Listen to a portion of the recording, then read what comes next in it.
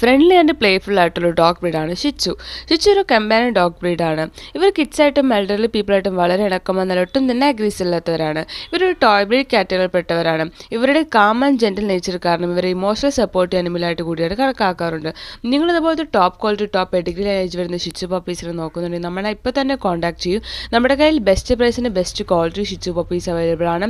Also vet certified good imported ഷിച്ചു പപ്പീസും നമ്മുടെ കയ്യിലുണ്ട്. With case without case puppies available ആണ്. Also all India all Kerala എല്ലാ പ്ലേസിലേക്കും സേഫ് ആൻഡ് സെക്യൂർ ഡെലിവറിയും പോസിബിൾ ആണ്. അടുത്തത് നമുക്ക് വന്നിട്ടുള്ളത് ജർമ്മൻ ഷെപ്പേർഡ് പപ്പീസ് ആണ്. ജർമ്മൻ ഷെപ്പേർഡ് വളരെ സ്ലീക്ക് ആൻഡ് മസ്കുലർ ബിൽഡ് ആയിട്ടൊരു ഡോഗ് ബ്രീഡാണ്. ഇവർ പൊതുവെ ബ്ലാക്ക് ബ്രൗൺ കളേഴ്സിലാണ് വരുന്നത്. ഇവർ വളരെ ഇന്റലിജന്റും അതുപോലെ തന്നെ അലേർട്ടുമായിട്ടുള്ള ഡോഗ് ബ്രീഡാണ്.